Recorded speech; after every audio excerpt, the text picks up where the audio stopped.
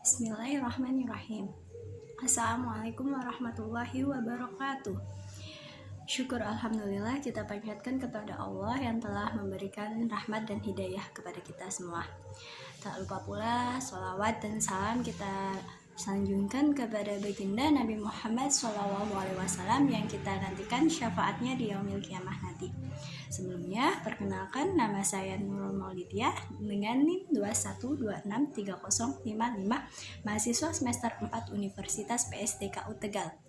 Video ini dibuat untuk memenuhi tugas ujian tengah semester mata kuliah Pendidikan Agama Islam yang bertemakan mengenal Rasulullah SAW. Mengenal Rasul adalah suatu kewajiban bagi setiap muslim untuk mengamalkan Islam secara sempurna. Tanpa adanya Rasul, kita tidak dapat melaksanakan Islam dengan baik. Kehadiran Rasul memberikan panduan dan bimbingan kepada kita bagaimana cara mengamalkan Islam. Ibnu Qayyim pun menerangkan bahwa kebutuhan manusia yang utama adalah mengenal para rasul dan ajaran yang dibawanya, percaya akan berita yang disampaikan serta taat pada yang diperintahkan. Sebab tidak ada jalan menuju kebahagiaan dan keberhasilan di dunia maupun di akhirat kecuali dengan tuntunan para rasul.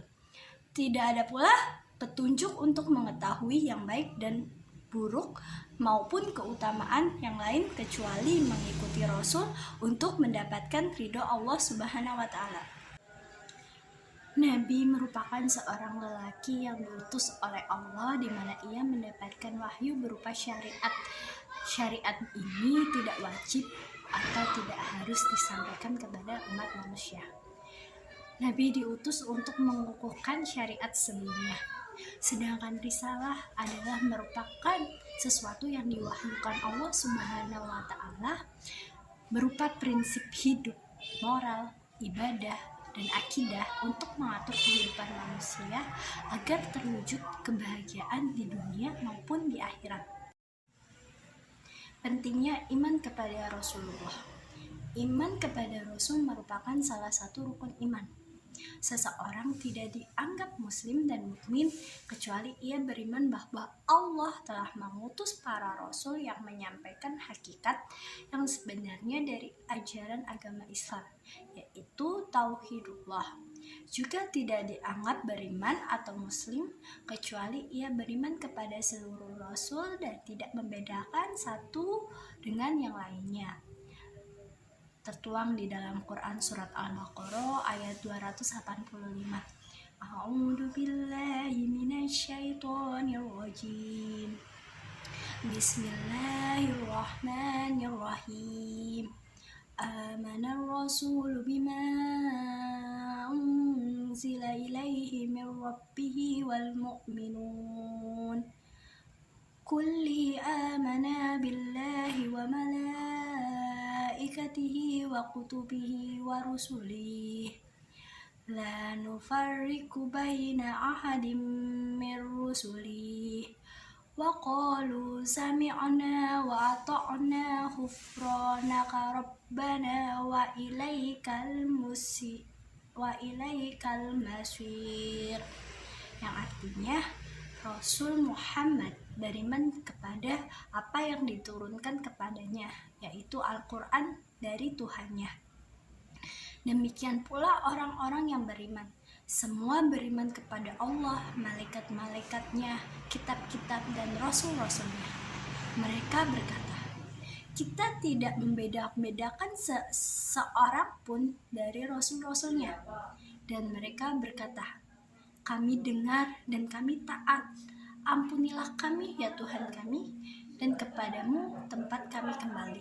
Quran surat Al-Baqarah ayat 285. Sifat Rasul sendiri ada 4, yaitu yang pertama sidik atau jujur. Para nabi dan Rasul ulul azmi selalu memberikan perkataan yang benar dan jujur. Mereka menyampaikan wahyu dari Allah Subhanahu wa Ta'ala kepada para pengikutnya dengan perkataan-perkataan yang benar dan tidak berlebihan. Yang kedua, amanah atau dapat dipercaya. Para nabi dan rasul selalu menjalankan tugas sesuai dengan apa yang diperintahkan oleh Allah Subhanahu wa taala.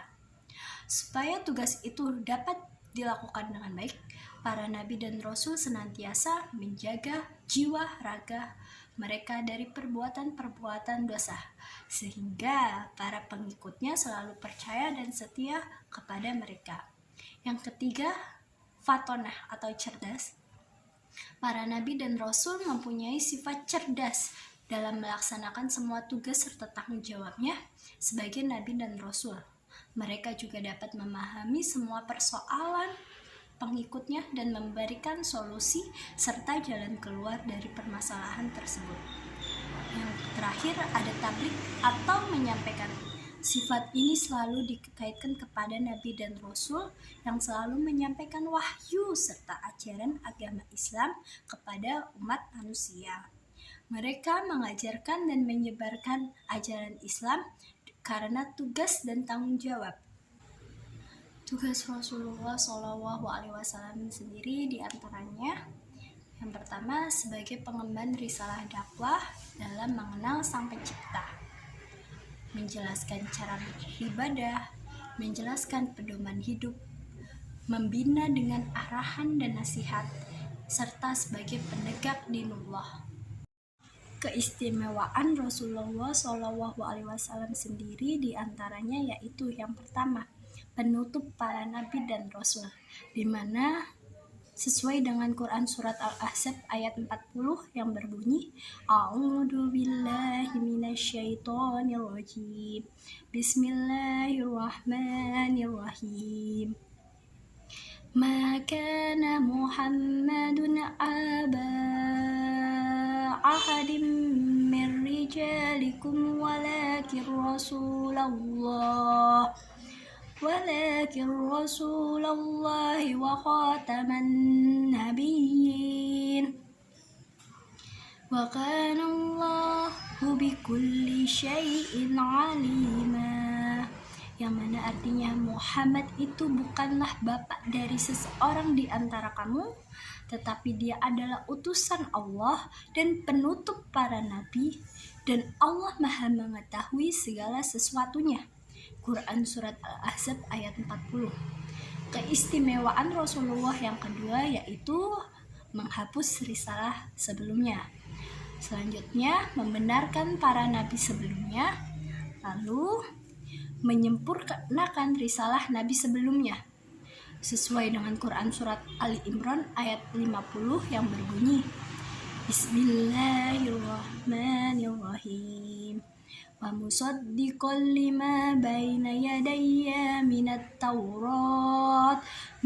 Taurati wal Injila lakum ba'dalladhi hurrima alaikum wa ji'tukum bi'ayatin min rabbikum fattaqullaha wa'ati'un. Yang artinya, dan sebagai orang yang membenarkan Taurat yang datang sebelumku, dan agar aku menghalalkan bagi kamu sebagian dari yang telah diharamkan untukmu. Dan aku datang kepadamu membawa suatu tanda atau mukjizat dari Tuhanku. Karena itu bertakwalah kepada Allah dan taatlah kepadaku. Quran surat Ali Imran ayat 50. Selanjutnya keistimewaan Rasulullah yaitu ditunjukkan untuk seluruh umat manusia. Yang terakhir dijadikan sebagai rahmat bagi semesta alam. Nah, ini part terakhir ya teman-teman. Ada beberapa cara untuk kita sebagai umat manusia meneladani sifat Rasulullah SAW. Yang pertama, menjadikan kisah Rasul sebagai ibrah atau pelajaran. Amalkan dalam praktik kehidupan sehari-hari agar kita dapat menguatkan iman yang ada dalam diri kita. Ini dapat melahirkan kecintaan kepada Rasul atas pengorbanannya dalam menegakkan ajaran agama Islam. Yang kedua, selalu berbuat baik kepada semua orang dalam kehidupan sehari-hari. Ini dapat menjadi penguat kita dalam menegakkan dan mendakwahkan agama Islam. Yang terakhir, percaya bahwa pertolongan Allah itu ada di setiap amal yang kita lakukan. Manusia ini lemah dan membutuhkan pertolongan Allah. Jika kita percaya bahwa pertolongan Allah itu ada, maka muncul rasa takut dari apa yang kita lakukan setiap harinya. Nah, gitu teman-teman. Sekian dari saya, kurang lebihnya mohon maaf. Wabillahi taufiq wal hidayah. Wassalamualaikum warahmatullahi wabarakatuh.